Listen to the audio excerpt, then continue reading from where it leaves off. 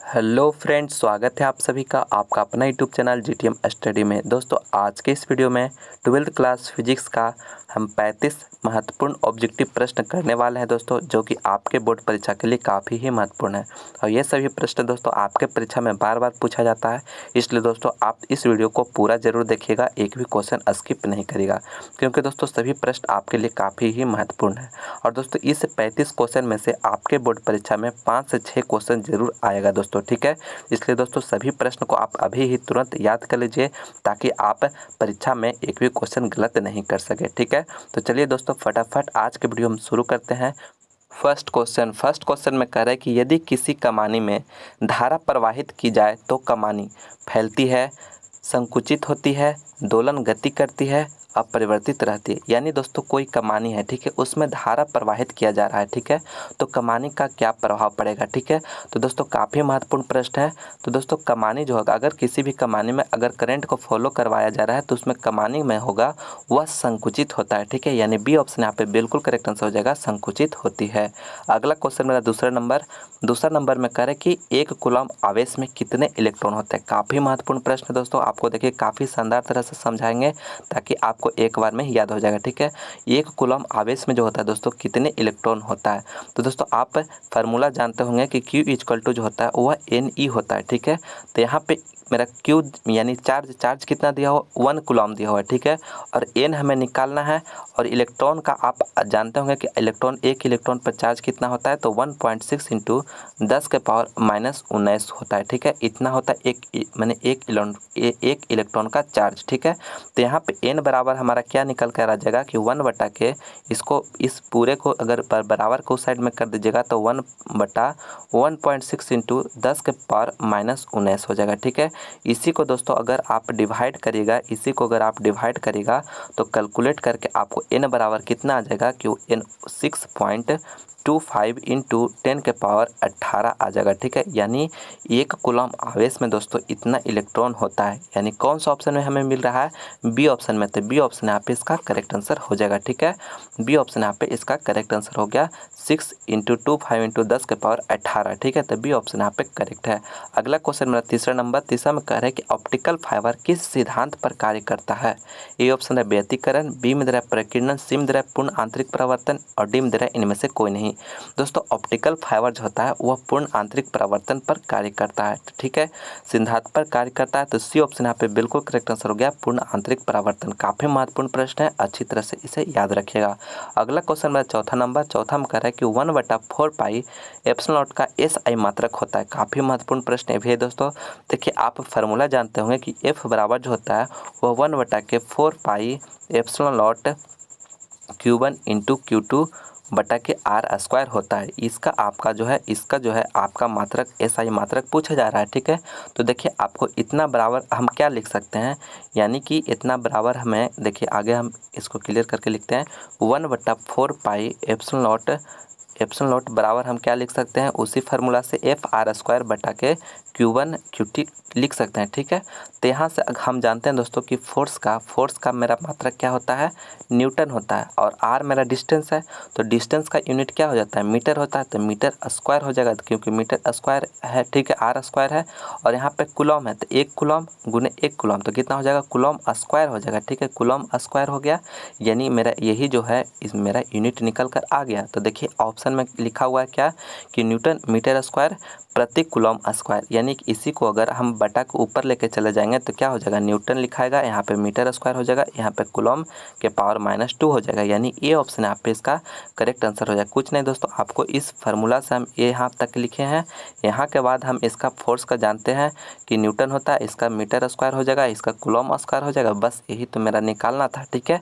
यानी इसका जो राइट आंसर हो गया ए ऑप्शन हो गया, ठीक है। ए ऑप्शन इसका करेक्ट आंसर हो गया। अगला क्वेश्चन मेरा पाँचवा में कह रहा है कि जल और कांच के अपवर्तनांक क्रमशः 4/3 और 3/2 है, तो जल का कांच के अपेक्षा अपवर्तनांक होगा। काफ़ी महत्वपूर्ण प्रश्न, देखिए इसको देखिए आप किस तरह से बनाएंगे।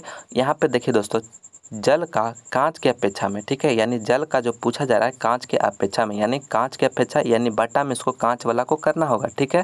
तो देखिए अपवर्तनांक जो होगा वो क्या होगा, तो देखिए यहाँ पे हमारा देखिए कांच वाला कौन है, मेरा कांच वाला 3/2 है और जल का कितना 4/3। तो यहाँ पे देखिए किस तरह से लिखना है आपको कि 4/3 और बटा 3/2, ठीक है, यहाँ पे इस तरह से लिखना है, ठीक है। तो यहाँ पे अगर इसी को अगर आप कैलकुलेट करिएगा तो कितना हो जाएगा 4/3 और यह भागा में है तो यह भागा यहाँ पे कितना 3/2 है, ठीक है, 3/2। तो इसी को अगर आप चेंज करिएगा तो भागा में करने के बाद क्या होता है गुना में हो जाता है, तो 2/3 हो जाएगा। तो इसको आप मल्टीप्लाई करिएगा तो 4 दूनी 8 हो गया और यहाँ पे 3 तिया 9 हो गया, ठीक है, 3 तिया 9 हो गया। तो यहाँ पे 8/9 कौन सा ऑप्शन में है, ए ऑप्शन में है, तो ये ऑप्शन हमें मिल गया, ठीक है। यानी हमें देखिए किसके अपेक्षा में पूछा जा रहा था, कांच वाला, तो कांच का मैं अपवर्तनांक कितना दिया 3/2, तो इसलिए इसी को रखें। अगर यही पे अगर पूछा जाता कांच का जल के अपेक्षा में तो जस्ट इसका उल्टा करते दोस्तों, ठीक है। आपको कंफ्यूज नहीं होना, अच्छा तरह से इसे क्वेश्चन को ध्यान से पढ़िएगा उसके बाद आंसर दीजिएगा, ठीक है, क्योंकि इस तरह का प्रश्न में काफ़ी लोग ने जो होता है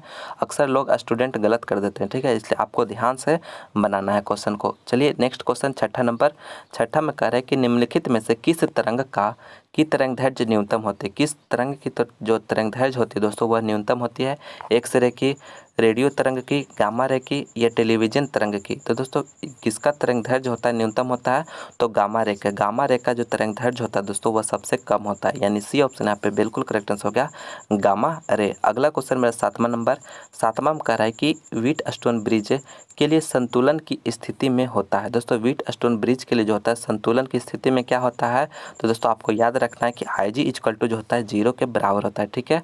तो कौन सा ऑप्शन में है, सी ऑप्शन में है, तो सी ऑप्शन यहाँ पे इसका करेक्ट आंसर हो जाएगा, IG = 0 होता है, ठीक है, तो यानी सी ऑप्शन यहाँ पे इसका करेक्ट आंसर हो जाएगा। अगला क्वेश्चन की ओर चलते हैं अब दोस्तों। अगर आप इस वीडियो को लाइक नहीं किए हैं तो लाइक जरूर करिएगा, अपने दोस्तों में से ज़्यादा से ज़्यादा शेयर करिएगा दोस्तों, और आप हमारे चैनल पर नए हैं तो प्लीज़ चैनल को सब्सक्राइब करके बेल आइकन भी प्रेस कर लीजिएगा ताकि आने वाले वीडियो का नोटिफिकेशन आप लोगों को सबसे पहले मिले। तो चलिए नेक्स्ट क्वेश्चन की ओर दोस्तों। अगर आप मेरा और भी दूसरे सब्जेक्ट का वीडियो देखना चाहते हैं तो दोस्तों लिंक डिस्क्रिप्शन में आपको मिल जाएगा, वहां पर जाकर आप मेरा दूसरा सब्जेक्ट का वीडियो देख सकते हैं जिसमें काफ़ी महत्वपूर्ण प्रश्न आपके बोर्ड परीक्षा के लिए कराया गया है, ठीक है, तो आप उसे ज़रूर देखिएगा। और दोस्तों फिजिक्स का आप चैप्टर वाइज वीडियो नहीं देखें तो आप उसे भी ज़रूर देखिएगा। मेरा अगला क्वेश्चन है आठवां नंबर, आठवां नंबर में कह रहा है कि विद्युत फ्लक्स इलेक्ट्रिक फ्लक्स का SI मात्रक होता है। दोस्तों ए ऑप्शन में दे रहा है वोल्ट मीटर, बी में दे रहा है न्यूटन प्रति कूलम मीटर स्क्वायर, और सी में दे रहा है ए और बी दोनों, और डी में दे रहा है इनमें से कोई नहीं। तो दोस्तों इलेक्ट्रिक फ्लक्स का जो SI यूनिट होता है वह वोल्ट मीटर और न्यूटन प्रति कूलम मीटर स्क्वायर दोनों होता है, यानी ए और बी यहाँ पे बिल्कुल करेक्ट आंसर हो जाएगा। तो सी ऑप्शन यहाँ पे करेक्ट है, ठीक है। आपको याद रखना है वोल्ट मीटर और न्यूटन प्रति कूलम मीटर स्क्वायर जो होता है इलेक्ट्रिक फ्लक्स का SI मात्रक होता है, तो सी ऑप्शन यहाँ पे करेक्ट है। अगला क्वेश्चन मेरा 9 नंबर, 9 में कह रहा है कि किरचॉफ के प्रथम नियम का संबंध निम्न में से किससे है।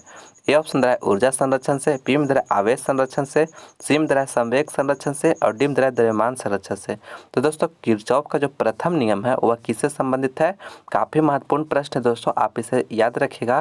किरचॉफ का जो प्रथम रूल अगर पूछेगा, फर्स्ट रूल जो होता है दोस्तों यह जो होता है आवेश संरक्षण से संबंधित है, ठीक है। तो यहाँ पे बी ऑप्शन यहाँ पे बिल्कुल करेक्ट आंसर हो गया आवेश संरक्षण से। यही दोस्तों अगर आपको दूसरा नियम पूछेगा तो वहाँ पे ऊर्जा संरक्षण से होगा, ठीक है, तो आप इसे भी याद रखिएगा। तो इसका बी ऑप्शन यहाँ पे करेक्ट हो गया आवेश संरक्षण से। अगला क्वेश्चन में 10वां नंबर, 10वां में कह रहा है कि प्रकाशीय पथ बराबर होता है, प्रकाशीय पथ बराबर होता है, ए ऑप्शन दे रहा है अपवर्तनांक बटा पथ लंबाई, बी में दे रहा है अपवर्तनांक गुने पथ लंबाई, और सी में दे रहा है पथ लंबाई बटा अपवर्तनांक, और डी में इनमें से कोई नहीं। तो दोस्तों प्रकाशीय पथ ऑप्टिकल पाथ बराबर जो होता है दोस्तों अपवर्तनांक गुने पथ की लंबाई होता है, ठीक है।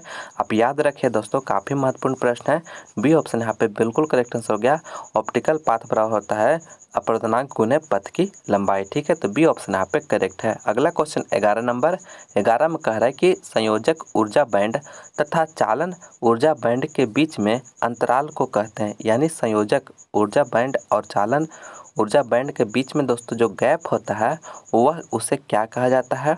फर्मी बैंड, बैंड गैप, संयोजक बैंड, चालन बैंड। तो दोस्तों इसे जो है बैंड गैप कहा जाता है। ठीक है, तो बी ऑप्शन यहाँ पे बिल्कुल करेक्ट आंसर हो गया बैंड गैप। यानी बैंड गैप से ही मैंने हमें पता चलता है कि किसमें करंट फॉलो होगा या नहीं, यानी कौन कंडक्टर है, कौन नॉन कंडक्टर है, कौन सेमी कंडक्टर है। ठीक है, तो यहाँ पे अगर आपसे पूछेगा कि संयोजक ऊर्जा बैंड यानी वैलेंस बैंड और कंडक्टेंस बैंड के बीच का जो अंतराल रहता है उसे क्या कहते हैं? तो बैंड गैप कहते हैं। ठीक है, तो बी ऑप्शन यहाँ पे करेक्ट है। अगला क्वेश्चन 12 नंबर 12 में कह रहा है कि निम्न में से किस धातु का विद्युतीय कार्यफलन न्यूनतम है? ए ऑप्शन दे रहा है बेरियम, बी में दे रहा है तांबा और सी में दे रहा है लोहा और डी में दे रहा है सोडियम। तो दोस्तों यहाँ पे पूछा जा रहा है कि विद्युतीय कार्यफलन न्यूनतम किसका है, यानी मिनिमम किसका है दोस्तों? तो सोडियम का होता है दोस्तों। ठीक है, काफ़ी महत्वपूर्ण प्रश्न है, आप इसे याद कर लीजिएगा, सोडियम। ठीक है, B option sorry D option यहाँ पे करेक्ट है, सोडियम। अगला क्वेश्चन मेरा 13 नंबर में कह रहा है कि लॉरेंज बल की दिशा ज्ञात करने का नियम है। काफ़ी महत्वपूर्ण प्रश्न है दोस्तों। कह रहा है कि लॉरेंज बल का जो दिशा होता है वह ज्ञात करने का नियम है। ये ऑप्शन दे रहा है फ्लेमिंग के दाएं हाथ का नियम, बी में दे रहा है फ्लेमिंग के बाएं हाथ का नियम, एम्पियर के तैरने का नियम सी में दे रहा है और डी में कह रहा है कि मैक्सवेल के दाएं हाथ के पेच का नियम। तो दोस्तों लॉरेंज बल का जो दिशा ज्ञात किया जाता है वो किस नियम से ज्ञात किया जाता है?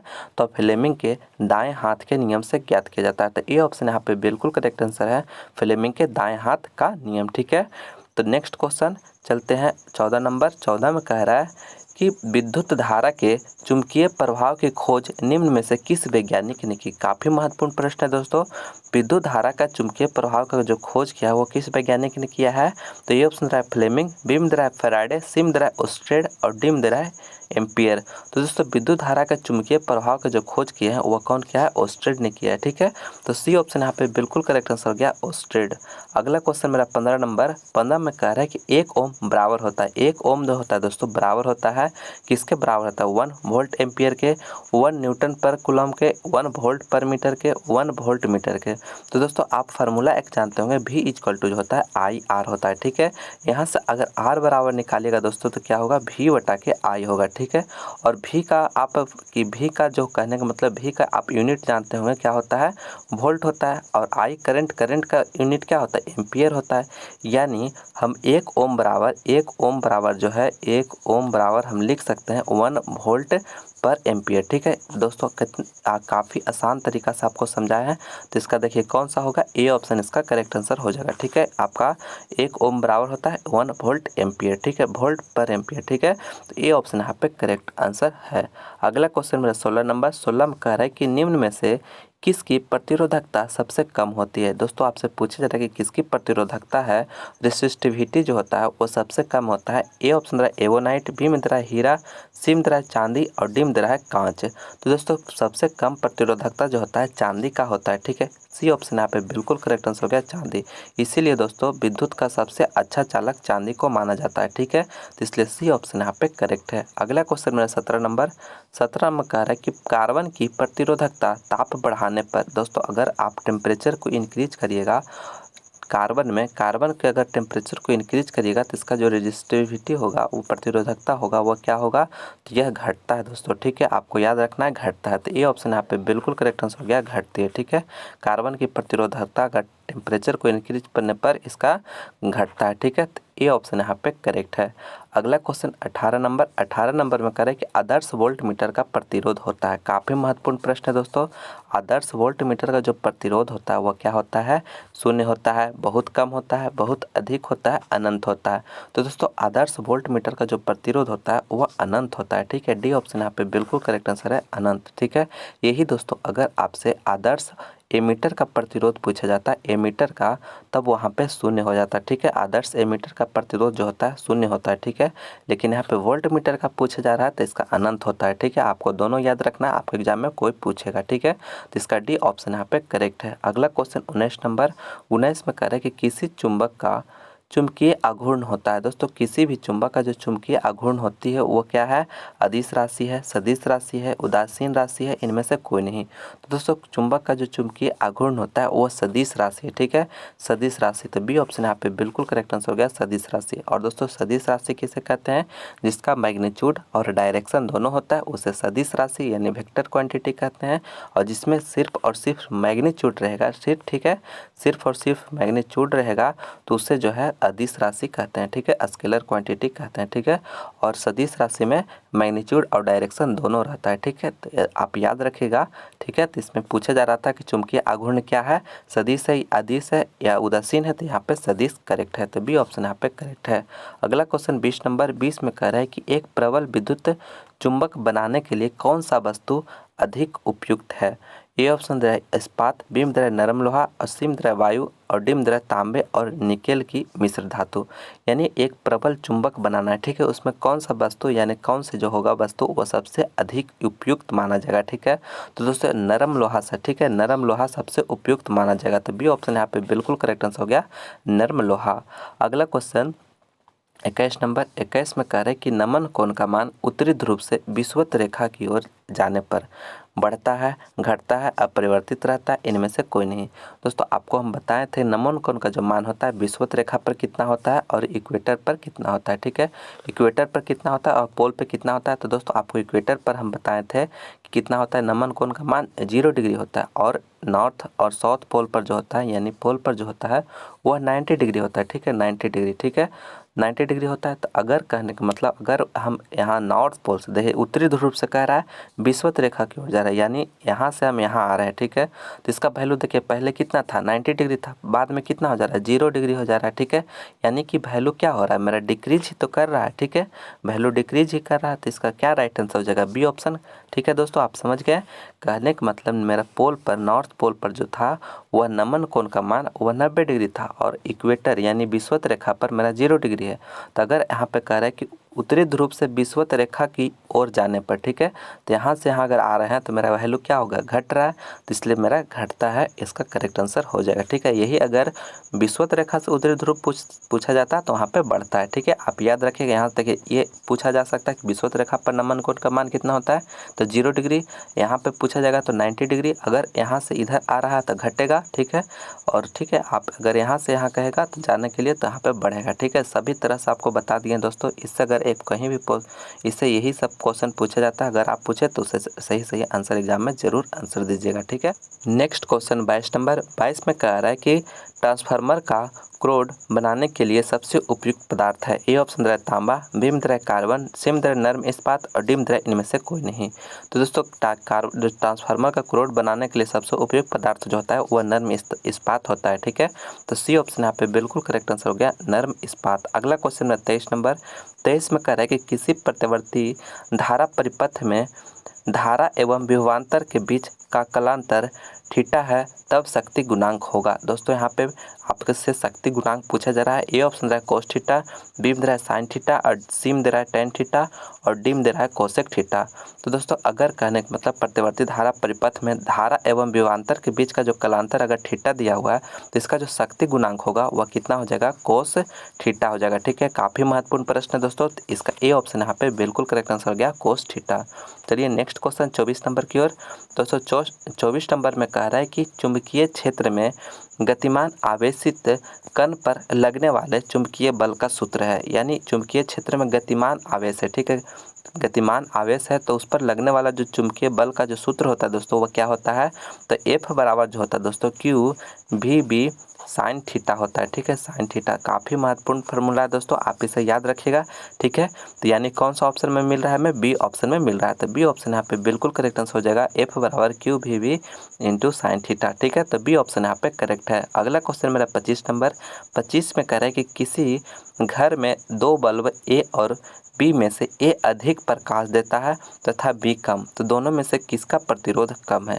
यानी दो बल्ब है दोस्तों, ठीक है, दो बल्ब है, एक ए है और एक बी है, ठीक है।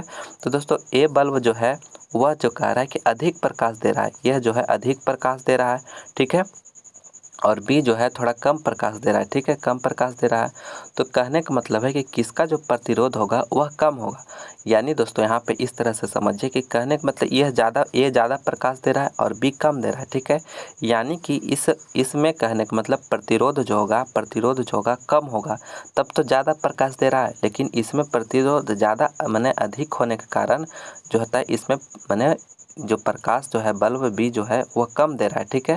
तो इसलिए दोस्तों इसका जो राइट आंसर हो जाएगा ए हो जाएगा, ठीक है। यानी ए का कम का पूछा जा रहा है तो ए हो जाएगा, ठीक है। तो ए ऑप्शन यहाँ पे बिल्कुल करेक्ट आंसर हो गया ए। यानी कि दोनों में से ए और बी बल्ब में से प्रतिरोध किसका कम होगा तो ए का होगा, ठीक है। तो इसलिए ए ऑप्शन यहाँ पे इसका करेक्ट आंसर हो जाएगा, ठीक है। चलिए नेक्स्ट क्वेश्चन की ओर चलते हैं। 26 नंबर 26 में कह रहे हैं कि चुंबकीय आघूर्ण का एसआई मात्रक होता है। दोस्तों चुंबकीय आघूर्ण का जो एसआई मात्रक होता है वह क्या होता है तो वह एम्पियर मीटर स्क्वायर होता है। यानी डी ऑप्शन यहाँ पे बिल्कुल करेक्ट आंसर है। काफ़ी महत्वपूर्ण प्रश्न है दोस्तों, आप इसे जरूर याद रखिएगा, आपके एग्जाम के लिए काफ़ी ही महत्वपूर्ण प्रश्न है, ठीक है। तो यहाँ पे एम्पियर मीटर स्क्वायर हो जाएगा चुंबकीय आघूर्ण का एसआई मात्रक, ठीक है। तो डी ऑप्शन यहाँ पे करेक्ट है। नेक्स्ट क्वेश्चन 27 नंबर 27 में कह रहे हैं कि पृथ्वी के चुंबकीय क्षेत्र BH में यदि किसी चुंबकीय सुई की आवृत्ति n हो तो दोस्तों अगर कहने का मतलब पृथ्वी के चुंबकीय क्षेत्र BH है और चुंबकीय सुई का जो आवृत्ति है वह n है, तो इसमें जो रिलेशन होता है दोस्तों वह क्या होता है n square directly proportional to BH होता है। यानी कौन सा ऑप्शन, ए ऑप्शन यहाँ पे बिल्कुल करेक्ट आंसर है। काफ़ी महत्वपूर्ण प्रश्न है, अच्छी तरह से याद रखिएगा। अगला क्वेश्चन 28 नंबर 28 में कह रहे हैं कि ताप के बढ़ने से अर्धचालकों की प्रतिरोधकता यानी टेम्परेचर इंक्रीज होने से, टेम्परेचर को इंक्रीज करने से रेजिस्टिविटी जो होता है वह क्या होगा अर्धचालक में यानी सेमीकंडक्टर में घटती है, बढ़ती है, अपरिवर्तित रहती है, पहले घटती है फिर बढ़ती है। दोस्तों अगर सेमीकंडक्टर में कहा जाएगा तो वहाँ पे होता है घटती है, ठीक है, घटती है। तो ए ऑप्शन यहाँ पे बिल्कुल करेक्ट आंसर हो जाएगा घटती है, ठीक है। ताप के बढ़ने से अर्धचालक का जो प्रतिरोधकता होता है वह घटती है, तो ए ऑप्शन यहाँ पे करेक्ट है। अगला क्वेश्चन मेरा 29 नंबर 29 में करें कि 1 कूलम आवेश बराबर होता है, 1 कूलम आवेश जो होता है दोस्तों वह बराबर होता है किसके बराबर होता है तो 3 × 10⁹ ESU के बराबर होता है, ठीक है दोस्तों। काफ़ी इंपॉर्टेंट प्रश्न है, इसे ज़रूर याद रखिएगा। 1 कूलम आवेश बराबर जो होता है वह 3 × 10⁹ ESU के बराबर होता है। तो यानी सी ऑप्शन यहाँ पे बिल्कुल करेक्ट आंसर हो गया, ठीक है। तो सी ऑप्शन यहाँ पे करेक्ट है। चलिए नेक्स्ट क्वेश्चन 30वां नंबर 30 में कह रहा है कि निम्नलिखित में से किस आवेश का अस्तित्व संभव नहीं है, यानी किस आवेश का जो है अस्तित्व संभव नहीं है। तो दोस्तों आप जानते होंगे कि Q = N होता है, ठीक है, Q = N होता है। तो यहाँ पे एन हो गया दोस्तों, यह कहने का मतलब नंबर हो गया, और ई जो है मेरा चार्ज हो गया, ठीक है। तो आपको जो है यहाँ पे देखना है कि कितना होता है इलेक्ट्रॉन का चार्ज 1.6 × 10⁻⁻⁹ कूलम होता है, ठीक है। और यहाँ पे जो है क्यू और यहाँ पे एन जो है यह वैल्यू रहता है, तो ठीक है यहाँ पे इंटीजर ही होना चाहिए, एन यानी इंटीजर यहाँ पे, ठीक है। तो यहाँ पे कहने का मतलब इसका मल्टीपल में ही रहना चाहिए, ठीक है। तो देखिए यहाँ पे ए ऑप्शन में दे रहा है 16, यानी यहाँ पे 1 रख देंगे तो यहाँ पे ये मेरा ऑप्शन मिल जाएगा, ठीक है। यहाँ पे अगर 3 रख देंगे तो यहाँ पे देखिए ये मेरा मिल जाएगा, क्या 16 या 48 हो जाएगा। और यहाँ पे अगर 2 रख देंगे तो यहाँ पे 16 दूनी 32 हो जाएगा, ठीक है। यानी कि मेरा ये मिल रहा है, ये मिल रहा है, यानी 3 ऑप्शन हमारा मिल गया, ठीक है। लेकिन ये सी ऑप्शन जो है यह कभी नहीं आएगा, ठीक है। तो इस रूल को जो है कभी फॉलो नहीं करेगा, इसलिए मेरा सी ऑप्शन यहाँ पे करेक्ट हो जाएगा। यानी किसका अस्तित्व जो है संभव नहीं है तो सी ऑप्शन का, ठीक है। तो सी ऑप्शन वाला जो होगा आंसर यह मैंने अस्तित्व संभव नहीं है इसका, ठीक है। तो इसलिए सी ऑप्शन यहाँ पे इसका करेक्ट आंसर हो गया। दोस्तों अगर मेरा और भी दूसरा सब्जेक्ट का वीडियो देखना चाहते हैं तो आप हमारा लिंक डिस्क्रिप्शन में दिया हुआ है, उसका आप जाकर वहाँ पे भी देख सकते हैं, यानी था आप हमारे प्लेलिस्ट में जाकर देख सकते हैं। और दोस्तों अगर आप हमारा फिजिक्स का चैप्टर वाइज वीडियो नहीं देखे हैं तो दोस्तों आप जाकर जरूर देखिए, क्योंकि उसमें काफ़ी महत्वपूर्ण प्रश्न आपको चैप्टर वाइज कराया गया है, तो आप ज़रूर उसे देखिएगा, ठीक है। चलिए नेक्स्ट क्वेश्चन 31 नंबर 31 में करें कि निम्न में से किस राशि का मात्रक वोल्ट प्रति मीटर होता है। दोस्तों किस राशि का जो मात्रक होता है वोल्ट प्रति मीटर होता है, विद्युत फ्लक्स का, विद्युतीय विभव का, विद्युत धारिता का, विद्युतीय क्षेत्र का। तो दोस्तों विद्युतीय क्षेत्र का जो मात्रक होता है वो वोल्ट पर मीटर होता है, यानी डी ऑप्शन यहाँ पे बिल्कुल करेक्ट आंसर हो गया, विद्युतीय क्षेत्र। अगला क्वेश्चन मेरा 32 नंबर 32 में कह रहा है कि आर दूरी से विलग दो इलेक्ट्रॉनों के बीच लगने वाला बल समानुपाती होता है, यानी दो गो इलेक्ट्रॉन है दोस्तों, ठीक है, दो इलेक्ट्रॉन है तो दोनों जो है कहने का मतलब आर दूरी से विलग है, यानी दो आर इसके दोनों के बीच का जो डिस्टेंस है आर है, तो दोनों के बीच जो लगने वाला बल है दोस्तों वो समानुपाती होगा, किसका समानुपाती होगा, ठीक है। तो दोस्तों आप जानते होंगे कि एफ बराबर जो होता है वो क्या होता है, एफ बराबर जो होता है 1/4 pi epsilon not Q1 Q2 बटा के आर स्क्वायर होता है, ठीक है। तो देखिए यहाँ पे आर ही दिया हुआ है तो आर का ही रिलेशन हमें पकड़ना है। तो देखिए यहाँ इस मैंने इस फार्मूला से मेरा आ जाएगा कि एफ जो होगा वो डायरेक्टली प्रोपोर्शनल 1/r स्क्वायर का होगा।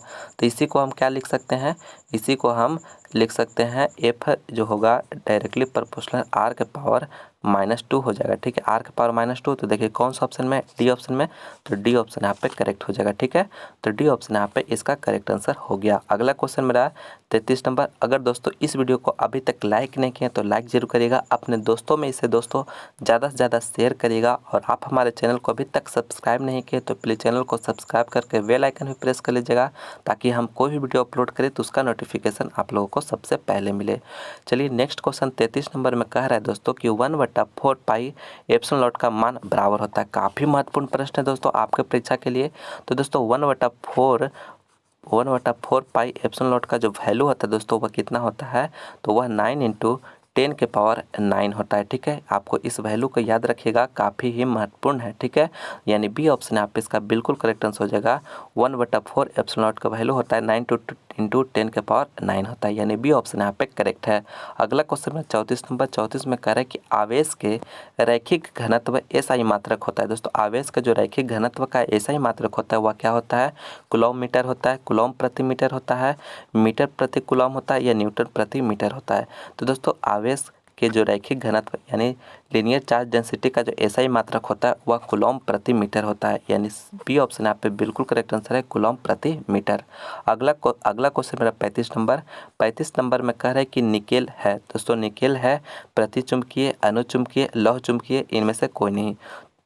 तो दोस्तों आप इस प्रश्न का आंसर आप हमें कमेंट करके बताइए कि इसका राइट आंसर क्या होगा, ठीक है। यानी निकेल क्या होता है, आप हमें कमेंट बॉक्स में कमेंट करके बताइएगा कि इसका राइट आंसर क्या होगा, ठीक है, उसका रिप्लाई हम ज़रूर करेंगे। तो दोस्तों इसमें फाइनली हम 35 महत्वपूर्ण ऑब्जेक्टिव प्रश्न आपको करवाए हैं दोस्तों फिजिक्स का, जो कि आपके बोर्ड परीक्षा के लिए काफ़ी ही महत्वपूर्ण है, ठीक है। और दोस्तों जो प्रश्न आपको नहीं याद होगा तो प्लीज़ आप उसे कॉपी में नोट कर लीजिएगा और याद करते रहिएगा, ताकि आपका तैयारी धीरे धीरे बेहतर हो सके, ठीक है, आपके एग्ज़ाम का सबसे अच्छा तैयारी हो सके। तो प्लीज़ आप इसे कॉपी में नोट डाउन करके ज़रूर आप याद कर लीजिएगा। तो चलिए दोस्तों मैं उम्मीद करता हूँ कि यह वीडियो आपको पसंद आया होगा, तो प्लीज़ इसे लाइक करें, अपने दोस्तों में ज़्यादा से ज़्यादा शेयर करें, और आप हमारे चैनल पर नए हैं तो प्लीज़ चैनल को सब्सक्राइब करके बेल आइकन भी प्रेस कर लीजिएगा, ताकि अगला वीडियो का नोटिफिकेशन सबसे पहले आप ही को मिले, ठीक है। तो चलिए इसी तरह से आप लोग मेहनत करते रहिए। तो मिलते हैं हम अगले वीडियो में। इस वीडियो को देखने के लिए बहुत बहुत धन्यवाद।